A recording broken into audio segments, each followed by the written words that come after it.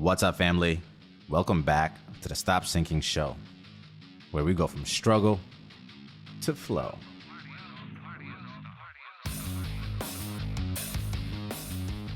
I want to explore the consequences and costs of avoidance and how at a certain point, the bill comes due. That is what I'm calling avoidance accounting here. Your life is a culmination of all the inputs and outputs. All you let in or reject and don't let in molds you into the person you are. And a filtering mechanism is very important. We cannot value everything, and not all things contribute to who we want to be. What you avoid and what you let in will be completely different than what I let in and what I avoid, because we possibly have different goals and different purposes. So the need for the filter is not debatable. But what sets the filter relies on clarity of goal, clarity of intended purpose, or else what you avoid or let in might be completely off. The filter could be completely off, and then you get thrown off even more from maximizing your life. And it's not even that it's really at a certain point that the accounting comes due. It's really, if we're being honest, it's every day that you wake up and either replay an old way of being or head into a forward direction somewhere else. All of this is actually being accounted for on a day-to-day, minute-to-minute basis and shows up through all the decisions you are making in those.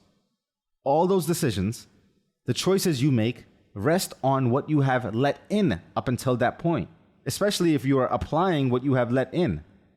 And if looking forward in your life, you expect to have anything else different than what you have now, just understand that it will come down to this inflow and outflow that is governed by you, that you set this filter, but maybe not realized or obstructed for other reasons. Let's talk about some of those reasons here and what the oftentimes unfortunate situation that creates for us. In the time that it wastes, in the opportunities that it stifles.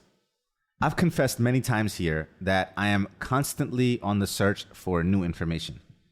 New ways of saying old things that hit different, semantic understandings that might lead to deeper insights. It's also why I come on here and try to tackle same topics from different angles and hoping to unlock something for us. I've also shared how doing too much of this, seeking too much information from the outside world, can become an issue in itself if you don't balance it with some introspection and internal validation of truth. There is a fine line and fine balance in everything in life. And as someone who tends to delve into the extremes, I experienced firsthand the pitfalls of being too much of one way. But what keeps this tension going is the possibility of something being out there that I don't know that might unlock some bit of insight for me that might change my entire life, change the course of where I'm going. And I think part of this thinking is a bit unrealistic.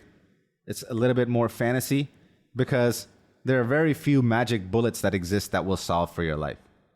But this kind of openness does lead to picking up several golden nuggets that, although not a silver magic bullet, can still, when combined together, collected over time, can still lead to a pot of gold. And so one of the things that I try to do is keep this openness when encountering the world. And what I mean by encountering the world, I mean in every interaction, in every article, in every piece of content I take in. I try to empty my hands of preconceived, prejudged notions so as to enable the receiving of something I have yet to grasp. You can't get your gifts from God when both of your hands are full. You can't learn new things if you are not willing to let go of what you are already holding on to. So naturally, being this way, when I see the opposite of this in the world, when I meet closed off people, when I meet people whose egos get triggered when presented with new information, because it challenges their whole identity or challenges all the presuppositions that their entire world rests on, then although I can empathize, I still get a bit frustrated with them because they vocalize the desire for growth, but act out the rigidity that will never lead there. And actions speak louder than words, right? What haunts me is the idea that I may not become or already be all that I can be because I have voluntarily rejected some notion or some idea of how the world operates and have instead preserved a poor understanding that is actually contributing to the restriction of my own life.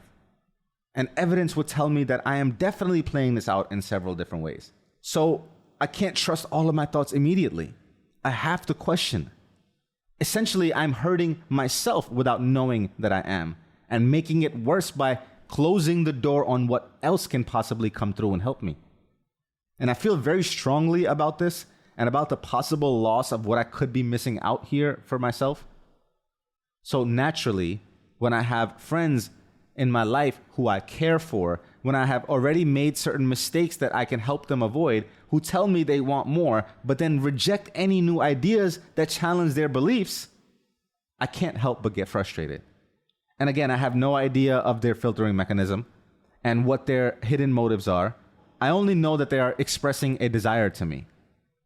I also know that we are complicated human beings with conflicting desires, and we want things that we are not willing to work for, so I can understand the trigger to the ego when presented with something new.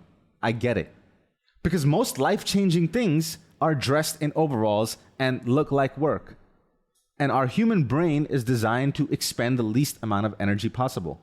So work isn't something that we're just going to lean into easily. It will take more than desire. It will take a creation of crisis, a birthing of necessity, either that or impending doom. That's the unfortunate part of our brains. We are not designed to be successful by default. We don't head in that direction on accident.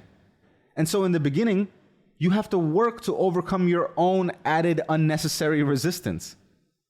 It would be easier, of course, if you just fully bought into new ideas and started actioning them right away without posing a protest. But we aren't exactly designed for that, so I can empathize. But this is where knowing this about yourself is meant to enable the doing of the difficult work of questioning your current beliefs when presented with new information. Knowing that we lean into ease, knowing that about ourselves, should make it that we make a conscious effort to lean into the difficult. I know it's easier said than done. Listen, I can't guarantee that what you accept will make a difference in your life. But I know for sure that what you reject will never make its way into your life. You still require a filter. Don't get me wrong. You still need to have discernment about what you accept. But clearly, as we can see, that part of us comes naturally. It's overactive. It takes no effort for you to pose a filter in front of new ideas. The opposite of that is what will take work. It will take fine-tuning so that filter is only operational when absolutely needed, or that it becomes even more attuned to your clearly defined goals and outcomes. Either way, there's a lot more instances of us rejecting ideas than accepting ideas. And even if one of those ideas you rejected held more value than you initially assessed or realized, even one of those rejected ideas not let in and then squeezed for its full potential is a grave loss. And then the ripple effect of what that idea could have led to if accepted is a terrifying thought. Maybe you rejected an entire trajectory of your life, and you will never know. At the end of the day, metaphorically and literally, at the end of the day, the accountability sits on your shoulders. What you make of your life, what you end up being, what you let in, what you avoid, it will all be accounted for. If you refuse good advice, new input, you will learn through adversity. The settlement of your deeds or misdeeds, actions or inaction, the settlement is always paid in full. Love you, family. Stay true always. See you on the next show.